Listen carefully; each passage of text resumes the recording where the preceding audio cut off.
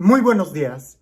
El día de hoy en el Evangelio es uno de los evangelios que creo que más se utilizan en los retiros, porque nos llena de mucha inspiración y de mucha meditación. Es un evangelio donde Jesús hace una pregunta de quién es Él, tanto para la gente, qué dicen los demás, como qué es lo que dicen sus discípulos. Y es que debe de haber una diferencia entre lo que opinan los demás de Jesús que lo que opinan sus discípulos. Pero no solamente la diferencia es en cuanto a una opinión, sino también en cuanto a la forma en cómo se vive. Porque si pudiéramos nosotros decir quién es Jesús sin palabras, sino con nuestro testimonio de vida, en realidad se va a diferenciar de aquel que no cree quién es Jesús o que no ha tenido la misma experiencia que nosotros. Ahora, no estoy dándote la reflexión, te estoy dando solamente la introducción, porque en realidad en esta ocasión, cuando leía todo el evangelio que nos propone la liturgia, veía como algunos momentos muy fuertes, en donde si vemos todo el evangelio completo, nos vamos a dar cuenta que hay una enseñanza muy fuerte atrás de estas preguntas o de estas situaciones que el evangelio nos relata el día de hoy. Sin más, escuchemos lo que dice el Evangelio. En aquel tiempo, Jesús y sus discípulos se dirigieron a los poblados de Cesarea de Filipo. Por el camino les hizo esta pregunta: ¿quién dice la gente que soy yo? Ellos contestaron: algunos dicen que eres Juan el Bautista, otros que Elías y otros que alguno de los profetas. Entonces él les preguntó: ¿y ustedes quién dicen que soy yo? Pedro le respondió: tú eres el Mesías. Y él les ordenó que no se lo dijeran a nadie. Luego se puso a explicarles que era necesario que el Hijo del Hombre padeciera mucho, que fuera rechazado por los ancianos, los sumos sacerdotes y los escribas, que fuera entregado a la muerte y resucitara al tercer día. Todo esto lo dijo con entera claridad.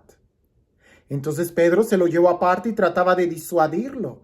Jesús se volvió y mirando a sus discípulos reprendió a Pedro con estas palabras: apártate de mí, Satanás, porque tú no juzgas según Dios, sino según los hombres.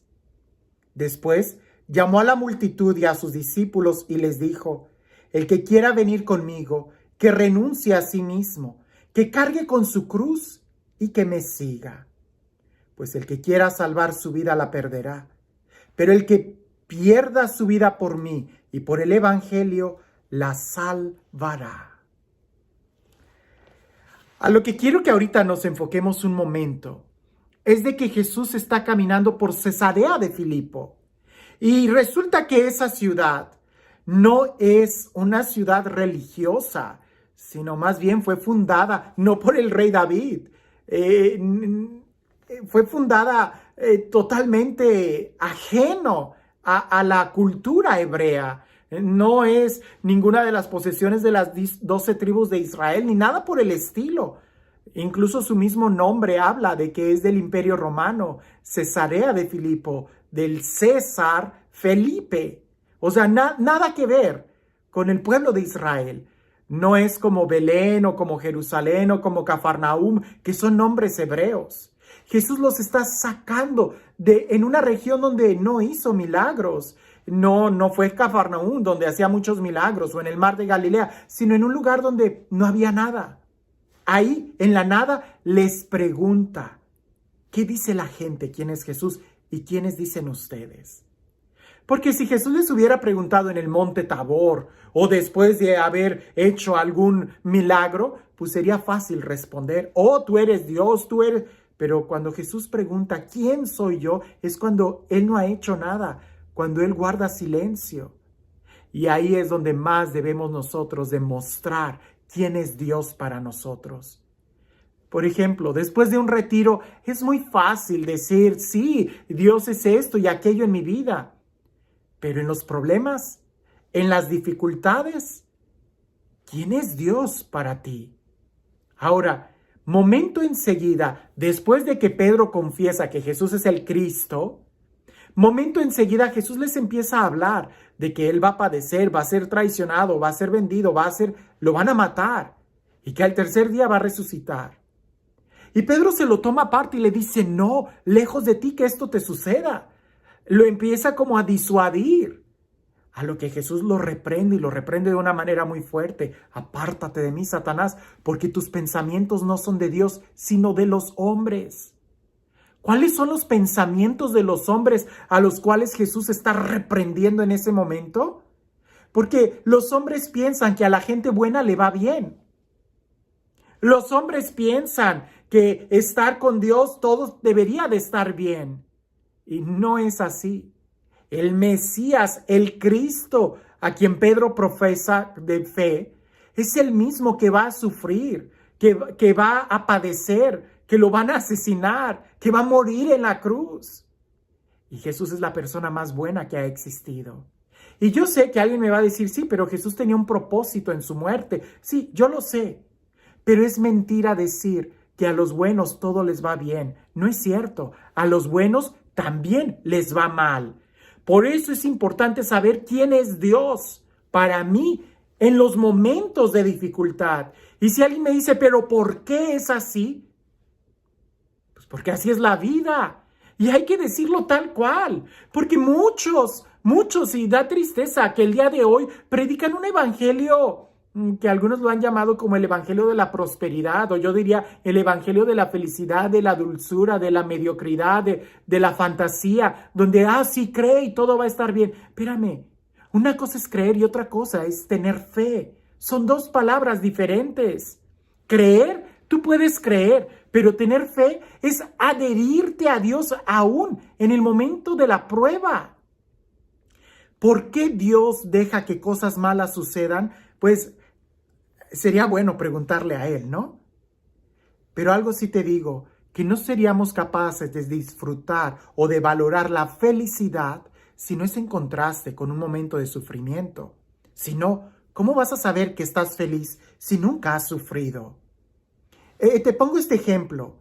Una música, una melodía musical, la disfrutamos cuando tiene notas altas y notas bajas. No se hace música con una sola nota. Tiene que haber contrastes. Una pintura, una obra de arte, una pintura, es obra de arte mientras más colores y contrastes tiene entre las luces y las sombras. Si fuera de un solo color, no lo llamaríamos obra de arte. La vida, nuestra vida, tiene momentos buenos y momentos malos. Tiene momentos felices y momentos de sufrimiento. Y así es la vida. Por eso Jesús, lejos de prometer así como que bienestar temporal bajo el concepto que tenemos el día de hoy de felicidad, lo que sí dice es que si alguien quiere ser su discípulo, que tome su cruz diaria y que lo siga. Y hasta este momento alguien puede pensar, entonces, ¿qué caso tiene tener fe y creer en Dios y como quiera nos va a ir, como la vida nos vaya marcando la pauta? Pues es que creer en Dios, tener fe en Dios, aceptar a Jesús en nuestra vida, nos hace elevar los ojos y poder contemplar toda la obra de arte. Y no quedarnos estancados en una nota musical. Y no quedarnos estancados en una sombra de todos los colores que tiene ese paisaje pintado. El tener fe en Jesús nos hace caminar con Él hasta la resurrección. Porque Jesús dice, quien quiera ser mi discípulo, tome su cruz y sígame. Lo contrario es quedarse estancado en un lugar. Y es tan peligroso quedarte estancado en una nota baja, en una nota de depresión, en un cuadro de sombras de esa pintura. Es tan peligroso quedarte ahí que quedarte estancado en una nota alta en la música o en un rayo de luz o en un cuadro de luz en la pintura, porque al querer quedarte estacionado en esa nota musical arruinas toda la melodía. Déjalo todo, suéltalo y deja que se escriba música. Déjalo todo, no te estanques, camina. Tener fe es la experiencia de llegar al cielo, no con la felicidad que entendemos el día de hoy aquí, sino con la felicidad de la vida bienaventuranza, de la eternidad. ¿Y cómo sería eso? Mira, te lo pongo como un ejemplo. A mí me ayudan los ejemplos. Es como la vida aquí en la tierra, es como estar saboreando un caldo o un menú, un platillo. Hay sabores dulces, sabores amargos, sabores salados, pero todos ellos dan esa sensación de que, lo que estás comiendo es exquisito, ¿no? Un plato de espagueti tiene muchos sabores de los condimentos, de las especies. Llegar al cielo es ya no comer más, sino tener la sensación de que quedaste saciado. Y esa sensación de satisfacción es mucho más hermosa que cuando estás probando en ese momento la comida. La sensación de llegar al cielo sería como se terminó el baile y quedas con esa alegría de haber disfrutado cada pieza musical. La felicidad en el cielo está mucho más allá de los parámetros que entendemos aquí como felicidad o tristeza. Por eso predicar un evangelio de felicidad es muy peligroso, porque Jesús lo que ofrece es que caminemos con Él y tendremos que pasar por sufrimiento, por dolor, por amarguras, pero con Él todo tiene sentido para resucitar. Y la felicidad del cielo está mucho más allá de los momentos pasajeros que pudiéramos tener aquí de felicidad. ¿Y tú, quién dices que es Jesús? Sobre todo en esos momentos de dolor, porque aquel que ha aceptado a Jesús logra apreciar la sinfonía de la vida. Y si alguien dice, Padre, pero ahorita están tocando notas muy bajas en mi vida, espérate, vienen momentos muy altos, pero tampoco te detengas en ellos, sigue caminando, porque nuestra vida aquí es un caminar, y conviene caminar con Jesús que nos llevará a la vida eterna. Y este Dios, el Dios del amor, el Dios de la vida, el Dios de la paz, el Dios que siempre nos acompaña y que nos habla con seguridad y firmeza, que sea Él quien el día de hoy nos bendiga. En el nombre del Padre, del Hijo y del Espíritu Santo. Decía mi abuelita, el que quiera azul celeste, que le cueste.